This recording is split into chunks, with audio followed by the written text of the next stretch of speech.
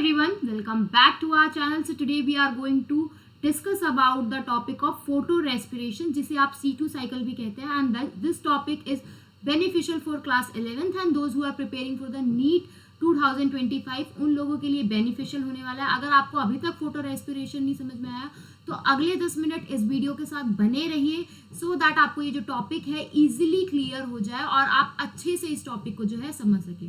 So if we are talking about photorespiration, तो photorespiration को ही C2 cycle भी कहा जाता है. ठीक है, क्या कहा जा सकता है फोटो रेस्पिरेशन को और क्या कहा जाता है? That it is known as C2 cycle.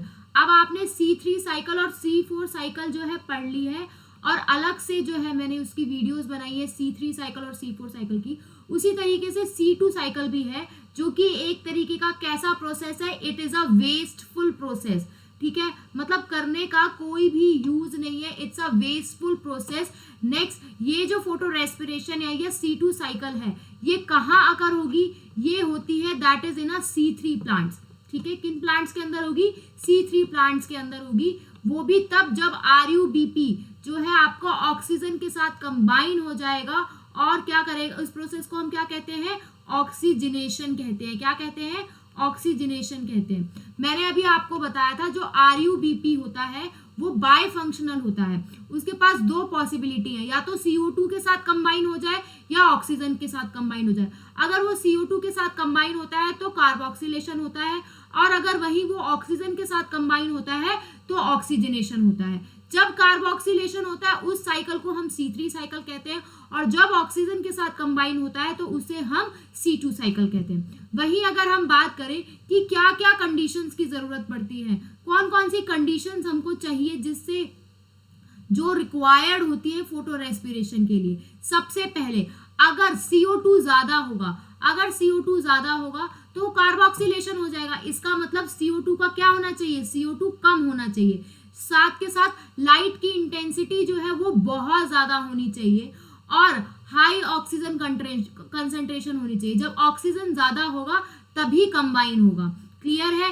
Next अगर हम बात करें जो C2 साइकिल है, वो C2 साइकिल जो है that is absent in C4 plant. जो भी आपके C4 प्लांट होते हैं दैट इज अ मेज, सॉर्गम, शुगर केन, उनमें C4 प्लांट्स के अंदर C2 साइकिल नहीं होगी. साथ के साथ जो कि आपके कैम प्लांट्स होते हैं जो कि है आपके ओपेंशिया, यूफोर्बिया, कैक्टस, इन सब के अंदर भी जो है C2 साइकिल जो है नहीं होगी. Is it clear?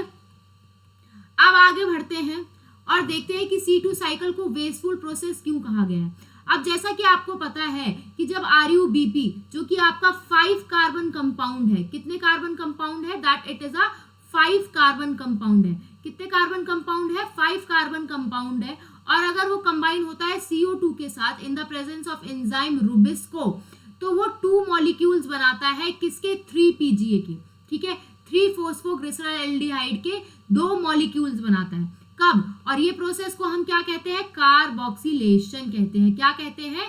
कार्बोक्सिलेशन कहते हैं. वहीं अगर हम बात करें C2 साइकिल की तो ये भी 5 कार्बन कंपाउंड है और अगर ऑक्सीजन की कंसंट्रेशन बहुत ज्यादा है तो वो ऑक्सीजन के साथ कंबाइन हो जाएगा.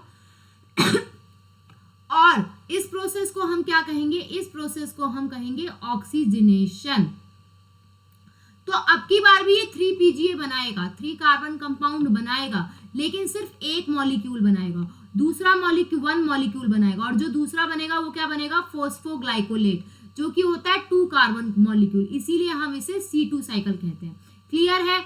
नेक्स्ट अगर हम बात करें तो ये जो प्रोसेस है C2 साइकिल का जो प्रोसेस है इसमें ना ही कोई ATP बनता है, ना ही NADPH बनता है और ना ही शुगर बनती है.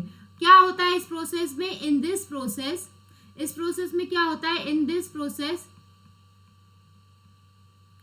क्या होता है इस प्रोसेस में? CO2 रिलीज होती है.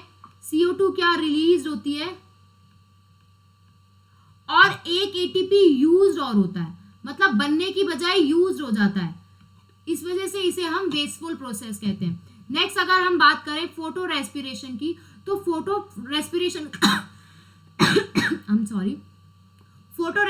का काम क्या होता है? इसका काम होता है कि प्लांट्स को फोटो ऑक्सीडेशन से बचाना. ठीक है। ऑक्सीडेटिव डैमेज से बचाना, जब हाई लाइट इंटेंसिटी पड़ रही होती है, जब बहुत ज्यादा लाइट पड़ रही होती है, तो उस टाइम पे ये प्लांट को प्रोटेक्ट करता है, प्लांट को बचाता है फोटो ऑक्सीडेटिव डैमेज से। नेक्स्ट, इसमें 3 ऑर्गेनली रिस्पॉन्सिबल होते हैं। पहला आता है क्लोरोप्लास्ट, पहला क्लोरोप्लास्ट, दूसरा परऑक्सीजोम, तीसरा माइटोकॉन्ड्रिया। 3 ऑर्गेनलीज होते हैं। आपको पता होना चाहिए परऑक्सीजोम से आपका पेरोक्साइड रिलीज होता है और माइटोकॉन्ड्रिया से कार्बन डाइऑक्साइड और अमोनिया रिलीज होता है। बस इतना ही जान लो, उतना काफी है, क्योंकि इससे ज्यादा एनसीईआरटी में नहीं दिया हुआ और पूछा भी नहीं जाएगा। नेक्स्ट, अगर हम बात करें due to photorespiration, photorespiration की वजह से, मतलब कई बार क्या होता है C3 प्लांट्स के अंदर फोटो रेस्पिरेशन होने लगती है, उसकी वजह से क्या होता है, जो प्रोडक्टिविटी होती है C3 प्लांट्स की वो कम हो जाती है, डिक्रीज हो जाती है। Is it clear?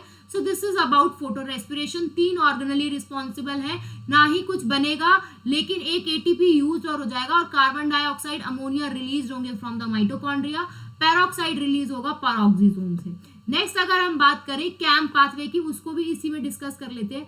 सो अगर हम बात करते हैं कैम्प पाथवे की, तो अभी मैंने आपको बताया ये कैक्टस के अंदर आकर होगा, ओपेंशिया के अंदर, यूफोर्बिया के अंदर, ठीक है।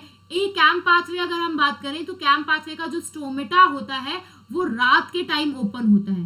रात के टाइम क्या होता है, ओपन होता है, और दिन के टाइम क्या होता है, क्लोज्ड होता है, ठीक है। दिन में क्लोज होगा, रात में ओपन होगा, ठीक है। Is it clear? So this is about a कैम्प pathway. In the next class या in the next topic we are going to discuss about factors